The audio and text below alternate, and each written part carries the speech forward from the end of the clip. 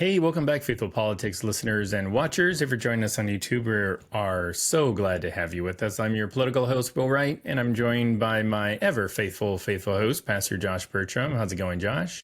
Doing great. Thanks, Will. And today we are joined by I don't know, the central character, one of the central characters in a recent book called Bear Witness, The Pursuit of Justice in a Violent Land. We are joined by Dr. Kurt Allen Ver Beek to tell us all about his work and why there's a book actually written about the work that he's doing. So welcome to the show, Dr. Kurt. Hopefully that's the last time they'll call me Dr. Kurt, but I'm trying. It's a thanks. habit, It's like Thanks it's for having me. It's great to be here. yeah. We're excited. Yeah. So let's just jump right into this. So, Bear Witness, The Pursuit of Justice in a Violent Land, written by a independent journalist, Ross Halperin. You are the focus of this book. Give us kind of the 30,000-foot view of what it is that you were doing in Honduras, and why is there a book written about it? Well, thanks for having me. It's great to be here. And so the book is written by Ross. 7 years ago, he heard me speak at an event where I was describing our work on homicides, reducing homicides in the neighborhood that Carlos and I live in. And he got fascinated, said he wanted to come down for a couple of weeks and write an article. And then it turned into he was hoping to maybe do like a New York Times Sunday story, like a more extended version. And then 7 years later, it turned into a book. So we didn't commission the book. He just got excited about writing it and spent the last 7 years researching, interviewing everybody we knew, visiting our projects, and overall, I really like the book. I think it's a fascinating read. There's a few things like I would have written differently. We didn't get to read it till it was done, but it reads like a novel, and I think it's a fun read.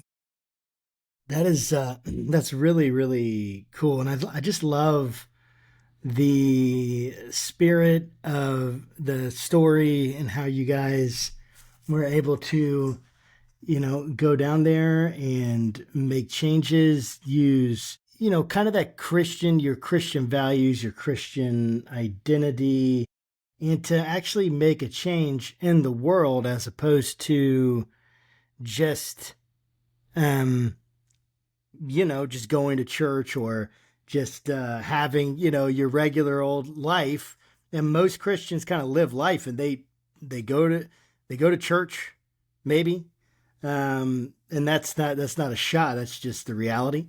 They might read the Bible some, at least in America, right? I'm talking about American context, and or whatever it may be, and then that's it. They don't think about anything else. But you were different, and I would love to explore a little bit with you why you were different. What was it about? I mean, I know you did work in sociology, but what was it about your experience there that created this impetus and this need to make a difference? Well, that's a good question. I do think some of it was like from high school on. My wife similarly felt very privileged and felt like we needed to do something to help other people.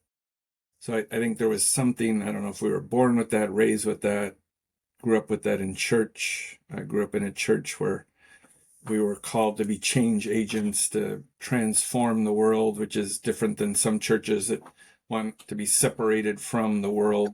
I feel like that's what every church should do. But anyway, go ahead.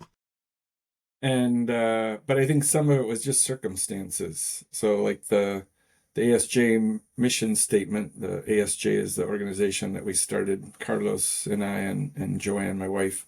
We have a mission statement which says we want to be brave Christians making the Honduran systems work for the most vulnerable. And I think like all that. three of those pieces are not very common. So like brave Christians, I think like if you guys went out in the street in Virginia, Washington, D.C., and asked people to describe Christians, like they'd say a bunch of words, right? Nice, compassionate, loving, hypocritical, depends who you're talking to, right? I would bet money that no one would say brave, right? But if you read the prophets, Jesus, apostles, like brave is a, I mean, they were so brave, right? They You're would absolutely go right. into the face of violence. They knew they were going to be killed. They'd go before a king to tell him the bad news, and they were brave. So we've been calling ourselves, first of all, but the Honduran church and the U.S. church, to be brave. And I think the book tells, several big stories about like how we did it, but none of them, we didn't start out seeking to be brave. We just started out to like try to figure out, somebody's killing our neighbors. Like, we got to do something. And it just happened. You've mentioned Carlos already twice, and I'd love for you just to tell our audience a little bit, like who is this Carlos person? Yeah. And like how did you two find each other? Like what was it that kind of made your partnership work? Yeah. So Carlos is my best friend and sort of co-conspirator in all of this. So we moved to Honduras, moved to Central America in 86, moved to Honduras in 1988. And the very first couple of months we were there, we met Carlos. He was working, so we both worked for Christian sort of community organizations, so like helping poor people at a community level. And Carlos and Joanne and I worked out of the same office. And he was young and single. We were young, no kids, and so we started going to the movies together. And just probably of all the Hondurans we met, it was the person that we just felt like the most fun, most comfortable. So we did quite a bit of hanging out together back in the late 80s. And then sort of fast forward some years, he moved into this neighborhood called Nueva Suyapa, which is, we found out later, was the most violent neighborhood in a violent country.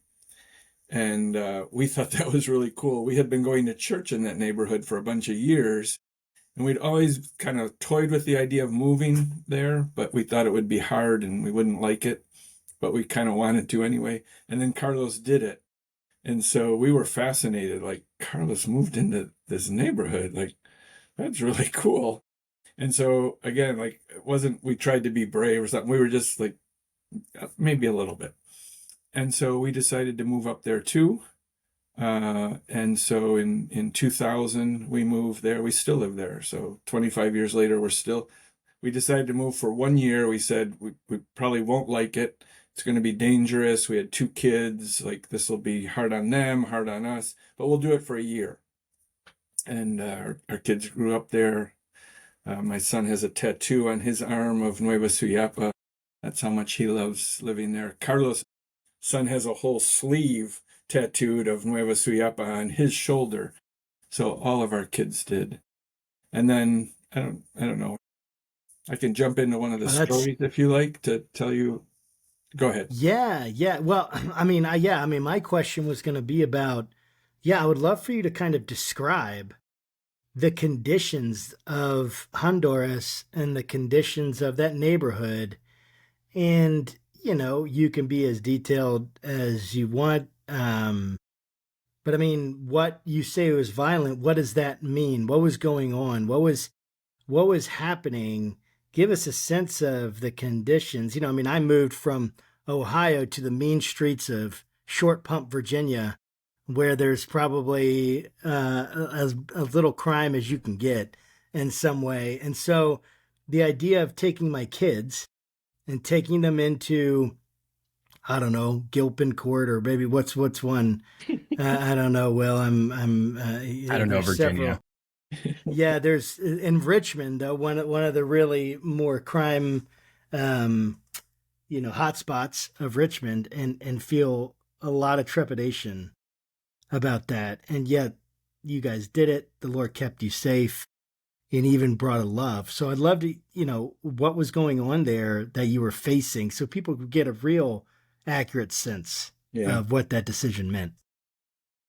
So I think Carlos and I both, and our families, both moved into this neighborhood somewhat out of commitment. So Carlos was going to a church in a middle-class neighborhood in Honduras, and they wanted to do something for poor people. Let's just describe it really superficially like that.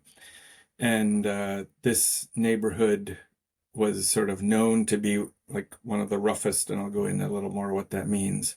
And so Carlos's church decided to start a school there. So he moved up, they built a school, and he lived in the school, and he was the principal. And then we had gone to church in that same neighborhood for 8 years. So we knew the people in our church, and we really liked it. Then we moved up to a house right behind the school where Carlos was. So we were neighbors. And maybe I'll start with the positives. So like super cool people. I mean, Hondurans, I love Hondurans in general, but the people in our neighborhood, like friendly, you show up at their house and, it's never like, oh, why didn't you call first? It's always like, come in, let's have coffee. You want a Coke? I'll run and get a little cookie from the store. Like just loving, poor, but resilient. A lot of the women in our church have us, not a lot, but several have sons in jail. Like they love those sons. Those sons had good moms. They got in trouble hanging out with the wrong kids. They have one kid who's finishing her psychology degree, and the other son from the university, and the other son's in jail. Like she was a good mom to all those kids. So beautiful people, loving people, friendly. Yeah, I love my church. I love it.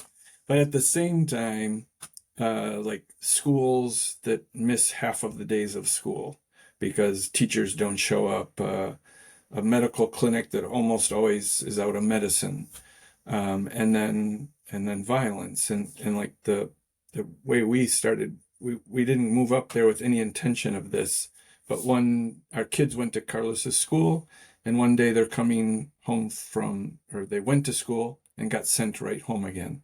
And we didn't know why, but Carlos came over a little while later and said that the dads of two of our kids' classmates had been killed. And he sold fruits and vegetables out of the back of a pickup. So at 4:30 in the morning, he was going down to pick up fruits and vegetables. And 3 guys with ski masks showed up, took his money, couple $100, and shot him in the head right in front of his wife. And so the wife showed up at Carlos's office later that day and said, "We know who did it. I have 3 witnesses, and they're willing to testify. It's 3 guys that live right down the street from us. And so, like, what do we do? Let's go get them." And so Carlos comes to me. He's like, "What do we do?" and so we didn't know, and we called a couple friends, and they said, "Don't go to the police," right? Like, if you go to the local police station, they may go and tell the people who the bad guys instead of arresting them, or anyways, just be careful. Don't do that. So they said, give us a week or so and we'll figure things out. And 1 week turned into several weeks, and we never got that person we could trust to do that with. And then these 3 bad guys shot an off-duty cop, and then the cops responded in mass. There was a helicopter and everything. 2 of them were arrested and 1 got killed. And then Carlos and I were sitting around and saying, like, that was just terrible. Like, those guys, and Carlos goes, not just your kid's classmate's dad, but they killed X and Y and Z. And then I was like, I didn't even know about X, Y, and Z. I knew about A, B, and C by my church. And so we did a little research, and we figured out that they had killed at least 13 people after we knew who they were. Like, in those few weeks, they had killed 13 people, and we could have stopped them. Right? We could have saved 13 lives. And so we felt like this huge weight, and we're like, we got to do something. So again, like being brave, but it wasn't like we were out looking for this. It was just like, we got to do something. And so we said, what if we had a ex-cop or a cop who was a Christian, just somebody we could trust, who would be our bridge of trust between us and the police, because a cop knows who's the good cops and who's the bad cops, but we didn't know that. So we hired a guy, and a lawyer, and they started working on that. And we would connect victims to these guys, and these guys would connect them to good cops, and they would help do basically a private investigator for poor people. And the year that we started that, we had almost 50 homicides in our neighborhood of 25,000 people. So that's 200 homicides per 100,000, like off the charts violence. And 3 years later, it was down to 8, which 8 is still big. It's still way too many. But in 3 years with 2 guys, we did that in our own neighborhood. And then that started to get the attention of people, and we started doing it in other neighborhoods, and that's basically how we got started with all this violence work. That is just incredible. And I want to dig a little bit more into kind of this secret group, if you will, that you helped create, because it sounds like it's made quite the impact. Not nearly like the 100% success rate that you would like, but 200 to 8 or whatever the number. I mean, like, it's unfortunate for the 8, but great for all the other people that, still have their lives. Can you talk just a little bit about like how did this relationship, this pairing of the private investigator, kind of looking into who the good cops are, like how did that operation sort of like run day to day, like, and what involvement did you and Carlos kind of have in it? So secret group, you just said, that's what Ross calls it in the book. That's the name we called it the secret group because Carlos and I lived in the same neighborhood.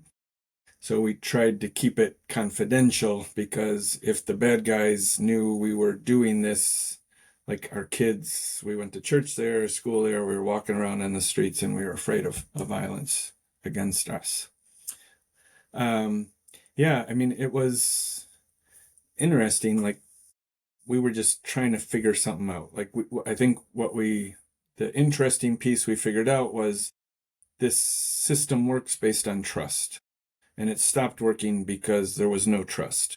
So people who were victims didn't trust the police. We didn't trust the police. So then we wouldn't tell them the information they needed. And then in the end, we also figured out the police didn't trust the neighborhood. So the police didn't trust neighbors, and they would, and you hear this in other sorts of crimes, domestic violence, for example. People will initially be willing to report, put their husband in jail, but then a few weeks later, they're reconciled, and they don't want them to go to jail anymore. Same sorts of things here.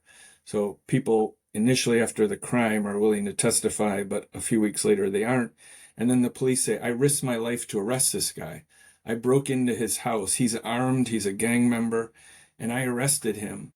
And now 2 weeks later, he's out on the street. And so the cops get frustrated. But then the neighborhood sees they arrested him, and 2 weeks later, he's out on the street. They think the cops are crooked. The cops aren't crooked, but the victims weren't willing to testify. So you could see how that distrust fuels itself. So really, we were just doing basic stuff. Like, we were building up that trust. We were making that, like, Carlos and I's role was not out on the street, because that may have gotten us killed, but just supporting these 2 people, making sure that they got connected with witnesses, with victims who were willing, sometimes vouching for them, like, you can trust these guys, we know them, because we knew lots of neighborhood people. And then in the end, making sure that they got to the police, and we started to get to know people in the police and in the attorney general's offices and the courts, and all of that. And all of that actually provided the foundation for the other big story in the book, which is the police purge. But what we were learning was something that there's been books written about it in the States. There's a guy named David Kennedy in New York who's done this same sort of work in the US. He wrote a book called Don't Shoot. And I read Don't Shoot maybe 2 or 3 years after we started this, what we call the Peace and Justice Project. And I started reading it at Christmas vacation. My kids were there, and we were at the beach. And 24 hours, I just couldn't write. I just read this book. I didn't go on the beach because it was telling the same story of what we had learned and what we were doing. And then we became a part of a bigger network, saying, like, what we did and what we learned was not unique. These are problems that are happening all over the world, in the US and in Honduras. We could learn from them, they could learn from us. Actually, so David Kennedy invited me to New York to talk about our work, and Ross was there. And that's how Ross learned about our work and decided to write the book. Well, I'm glad you wrote the book. And what's funny, this is sort of like insider baseball.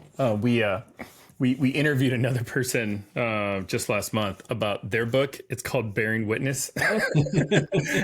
And I was like, Josh, we got to make sure we don't mix these two authors up because this one is the same book. What the church can learn from early abolitionists, also like a pretty significant topic, but, kind of very different than the one that we're going to be talking to Kurt about.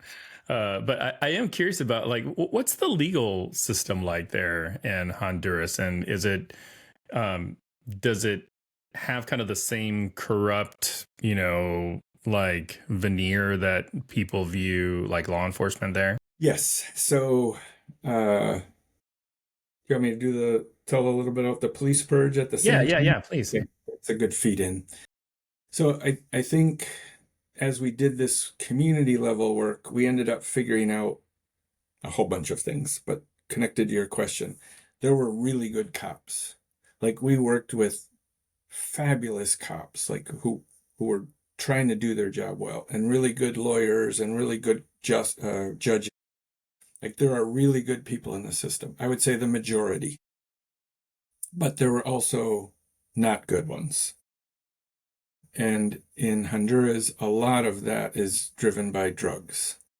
So especially in the 2010 area, all the cocaine is produced in Colombia, and it's all going to the US mostly.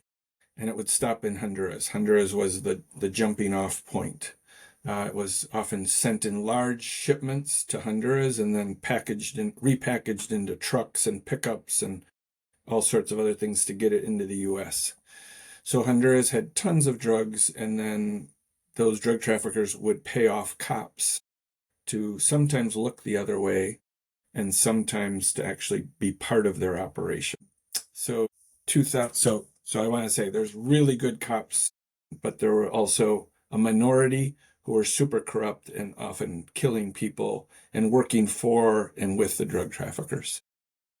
And so in 2011, 2012, Honduras had the highest homicide rate in the world, higher than Colombia, higher than Iraq, higher than Afghanistan, higher than Mexico, had 90 homicides per every 100,000 people. So the US's average is 8. Like where you guys, it's probably 4. So Honduras was 90. And so ASJ, and then we pulled together the Catholic Church, the Protestant Church, World Vision, a whole bunch. We created this big alliance, and we called it the Alliance for Peace and Justice. And the main thing we said is, you got to purge the police. That's the word we use. Like clean up the police force, but we used a strong word, purge. You got to purge these drug traffickers out. And that was risky, right? To say this stuff in public out loud. And we ended up saying it for 4 years, from 2012 to 2016. Every month we would be holding events, press conferences, going on TV and the radio, newspaper, talking about things that we were learning. And the government was resistant, and the police were super resistant. Like the police said, we don't need to be purged. Of course they would. But in 2016, the president of Honduras called Carlos, and he said, let's see if you have the cojones. This is exactly what he said. Let's see if you have the cojones to do what you've been whining about for the last 4 years. And so Carlos said, well, Wow. Yeah.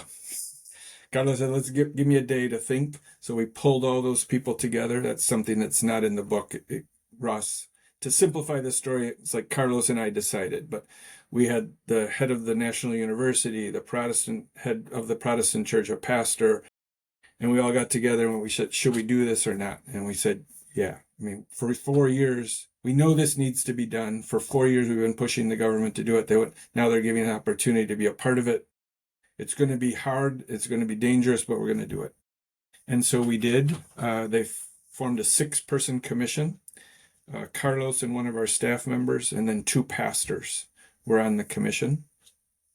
And the first 2 weeks, they fired all 9 of the chief of police in the country. So you can imagine that, right? Like in Virginia or in Chicago, to just take out the top Their people. very own Doge. Yes. We've actually had a few people say that ASJ is kind of like the Doge of Honduras, which there are at least similarities. I would never. Sans the billions of dollars that you have in your account, right? Or are you hiding something from us? Or the power, yes. We are not Tesla. So they, in the first 2 weeks, they reviewed all of the chief of police and they fired all of them. They said, all of you have, and then they went down all the way from top to bottom over 2.5 years. They fired 6,000 out of the 13,000 cops. So almost half the police force. They designed a new training program, and they designed now about 12,000 new cops have been trained. It was designed with the Swiss government. So it's got to be good, right? The Swiss were involved.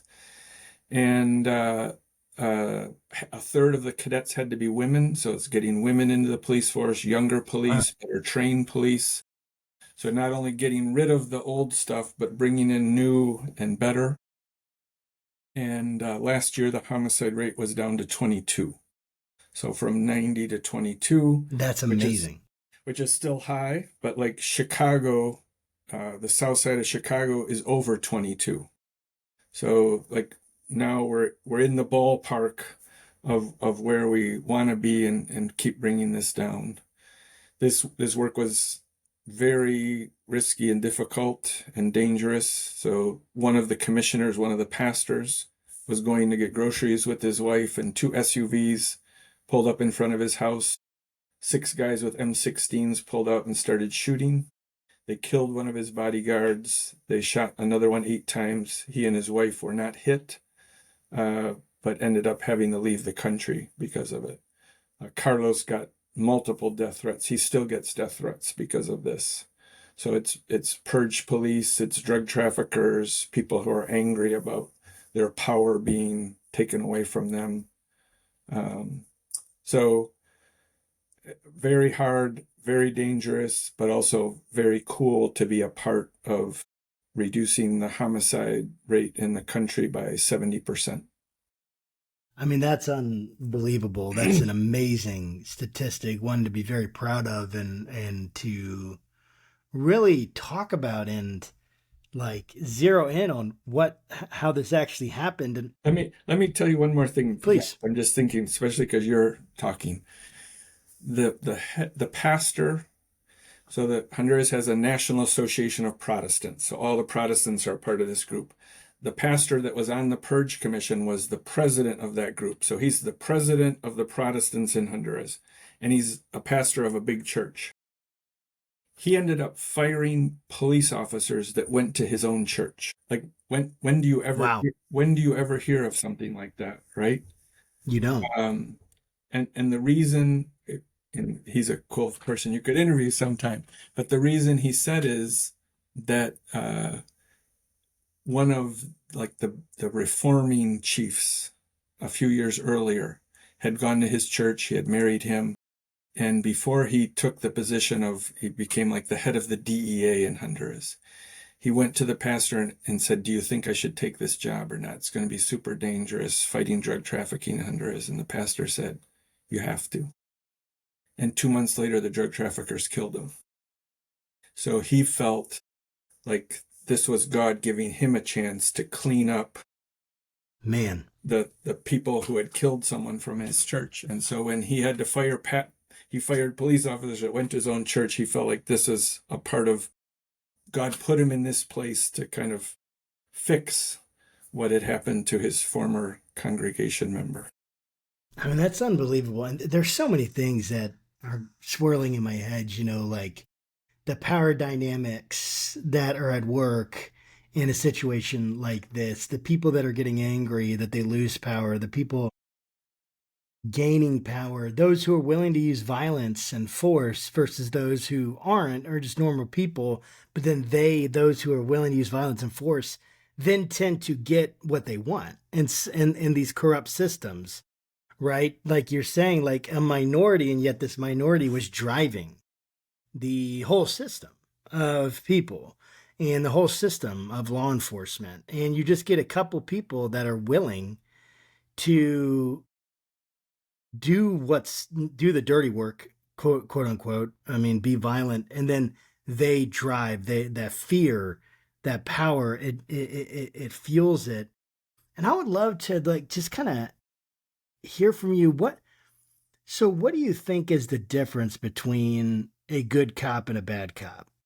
And I guess what I mean is like, is it that the bad cop, is it that they just had a situation that came to them, they had a weakness, or they made a decision once that then put them into a place where they felt like they had to be there, or they got you know, we tend to simplify even the labels good and bad, right? Tend to simplify. And I'm not saying people aren't responsible for what they do. Of course, I think they are, and I think they should be held accountable. But what do you think is the difference as a sociologist trained looking at this? What are the factors that drive thinking about Honduras and then spreading that out on a wider basis, extrapolating to other populations as much as we can? Why do some turn out good and some turn out bad? Yeah. Growing up in essentially the same system. Good question. I personally, I love the idea of the bell curve, and that we're all distributed on a bell curve in all sorts of ways. Agreed. Height to weight to sort of moral character. So I think the police are no different. The two ends are not that many people, but some of them, there's an end that's super good, and no matter what happens, they're going to do the right thing. And then there's another incorruptible, and there's another group that's the other tail that are bad, and pretty much no matter what, they're going to try and get away with stuff. And then there's this huge chunk in the middle that kind of moves, and I think much of that movement depends on the structures, the bosses around them, the things that kind of they don't want to get fired, they don't want it, so they just kind of do whichever the leadership and the structures around them push them to do. So I think initially we thought all the cops were bad, and we quite quickly learned that wasn't true. Then we started to think that all the ones that were doing bad things like wanted to be. And we also learned that wasn't true. So the drug traffickers, Will gets named a regional chief of police. The next day, somebody shows up at his office who he may or may not know is a drug trafficker with a suitcase. And it's full of cash, and he puts it on your desk. And he says, I don't need you to do anything. I just need you to make sure there's no cops on this section of highway tomorrow, at 9:00 at night. And that's all you got to do. And you're like, no, well, I'm a good cop. I don't want to do that. And then he pulls out a couple of pictures of your kids and your wife. Like, we know your kids go to this school. Here they are getting off the bus. Here they are at soccer practice.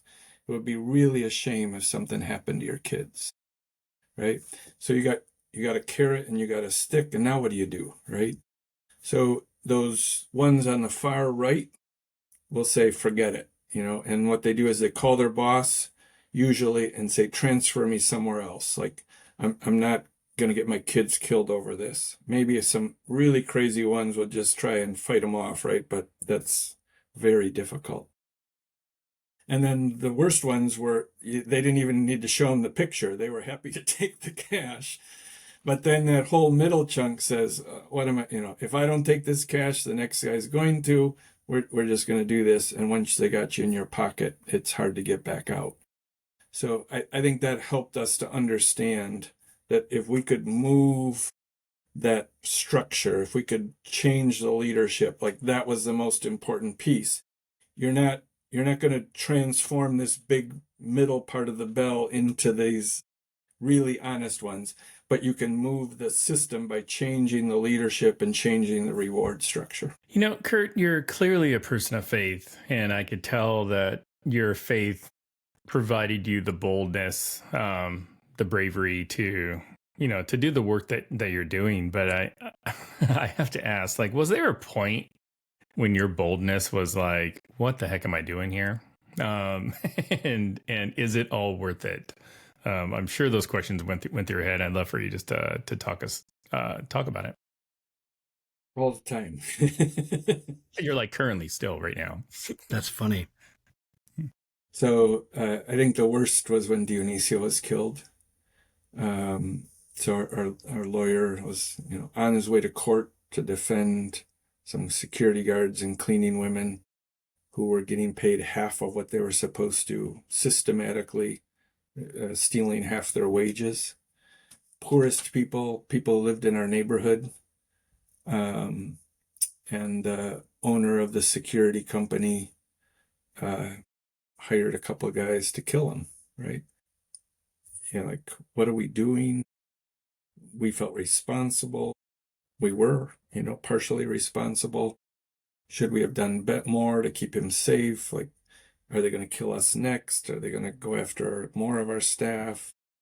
So Carlos and I often talk about before Dionisio and after Dionisio. Like Dionisio, our rose-colored glasses were removed when Dionisio was killed.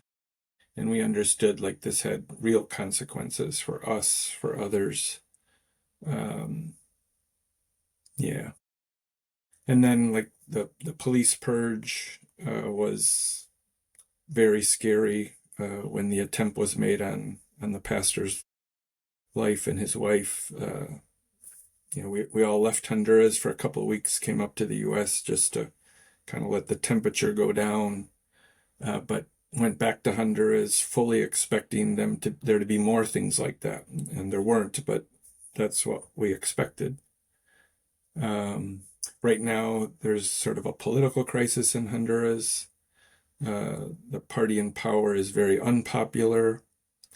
There's two opposition. So we have elections in November, so in 4 months. The two opposition candidates have they each have about 30% polling at 30. The government's candidate is polling at 15. So it doesn't look like she's going to win. And it looks like the government is willing to do almost anything to stay in power. So then you think like, oh, this, we've been doing this for 20 years. Like, and this government could pull that down. We could end up with a Venezuela or a Nicaragua or a Cuba. Yeah. And I think that's where our faith gives, partly it's our personality, honestly. I think like optimistic, stubborn, persistent. But I think also it's our faith that gives depth to our commitment, that says like we keep going. One of my sayings I say is that God calls us to be faithful, not successful, right? So can I just keep doing this, and hopefully something good will happen, right? And we've seen it. Like we have seen huge changes in all of Honduras. So we know that's possible, but regularly it feels hard. I think you just hit something so profound where, we all have these individual callings that we have, a makeup of our composite of our personalities, our experiences, right? Their genetics, the opportunities we've been given, all of that. And we all have a calling. Certainly every Christian, I think, has a calling, not first to Jesus to follow him, and then to justice and to transforming the world around them. And, I hear your story and I think about like, man, like what would I do if my children were threatened? What would I do if someone came and put a freaking, a suitcase filled with cash, $100,000 or whatever, just on my desk, say, hey, you can have this, or we'll kill your kids. Those are your two options, like extremes, right? I mean, that's kind of the point, I'm assuming, is you bring the extreme to put someone in such a place of fight or flight, such a place of not being really be able to think. It's just instinctual, and they're going to go with survival instincts, which makes sense in a lot of ways, on an individual level. But you hit on this thing, like all of us we have to make this decision of what we're doing.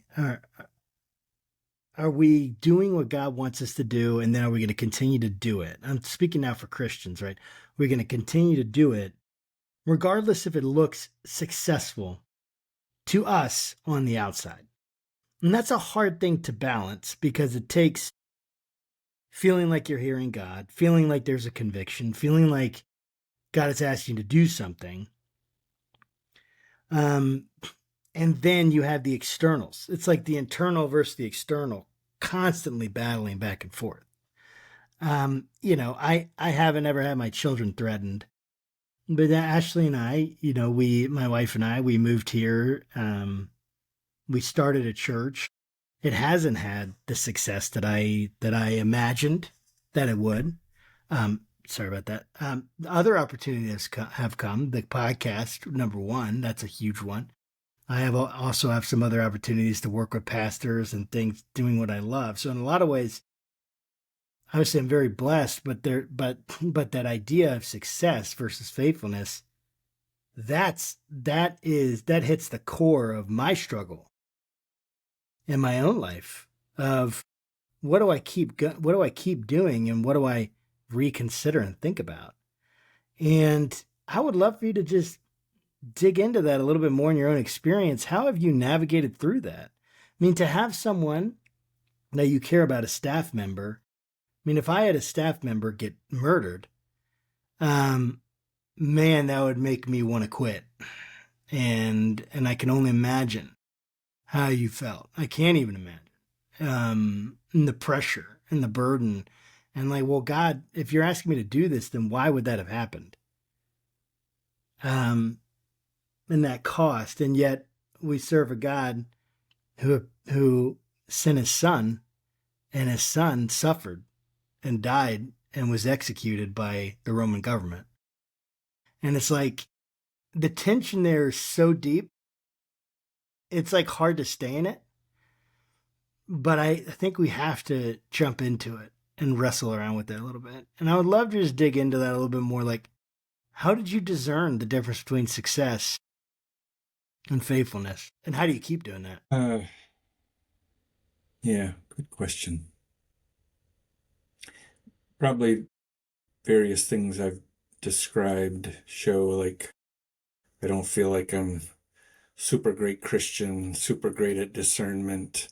I feel like most of the time things get put in front of us and we have to decide what to do with them, right? It isn't, I'm out looking and I'm going back and praying and reflecting, deciding yes or no. It's like something gets thrown in your lap and you got to figure out what to do with it. I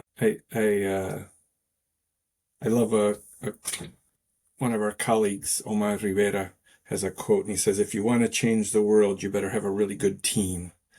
So I'm a strong believer in discernment, like with others, like, and not everybody would call it discernment, but just let's figure this out. And one of the blessings of working in alliance, with the Catholic Church and the Protestant Church and the National University and people from all different sectors, and it ended up people that I really love and respect. Like, they're all really smart people, lots of them smarter than me. So when we, are we going to be a part of this police purge or not? Like, we all get together and we decide together, and there was good reasons not to do it, and ended up deciding. But I don't feel then like I had to decide this and it's all on me. My wife is fabulous at and most of the time braver than me. I actually think women are braver than men in general. It's showed out time and time again in our work. So yeah, I think there's an element of prayer, or there's an element of thinking about, reflecting. But for me, a lot of it is trying to respond to what God puts in front of me, and then to have smart people, good people I really trust around me, where we're deciding together. 10 years from now, or 20, whatever time frame makes the most sense, how would you want the work you and Carlos did to be remembered, as far as, you know, the impact that it made in the communities that you all have been working in? Uh, so we're working on a 20-year vision for ASJ in our different topics: security, health, education. And it's fun because one of the questions that we're asking ourselves, like, what could we imagine in 20 years? And could we imagine that Honduras was one of the safest and most peaceful places in the Americas in 20 years? And you can imagine it, right? It's a little country. I mean, it's the size of Tennessee. It's probably smaller than Virginia. And if there was everybody came together and said, let's clean this all up, you could do it, right? Or let's have the best education system in the Americas, or at least in Latin America. In 20 years we could do that. So my ideal, what I would like it to be remembered, is that we set the foundations in place to transform the country. So 20 years from now, Honduras would be this little Switzerland of Latin America, where people would want to leave Chicago and move to Honduras because it was this beautiful, kind of like Costa Rica, right? Costa Rica at least has that image. Yeah, but I do think another thing I often say is that the church in Honduras is like Gulliver on the beach, and it's all tied down by little tiny midgets with strings and thread. And if the church was awoken, 90% of Hondurans say they're Christian, about half and half Catholic and Protestant. If you could wake that giant up, and that giant started really wanted to fix the education and healthcare, nothing could hold it back. So, yeah, I guess by both of those answers, I'm describing that I'm not content, right? I wouldn't, 20 years from now, I wouldn't want somebody to say, oh yeah, they did good things and it's just stayed like that.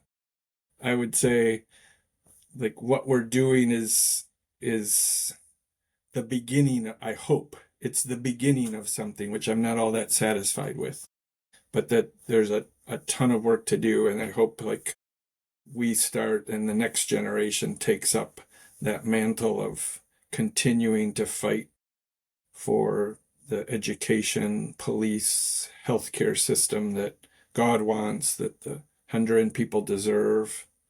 That would make me very happy.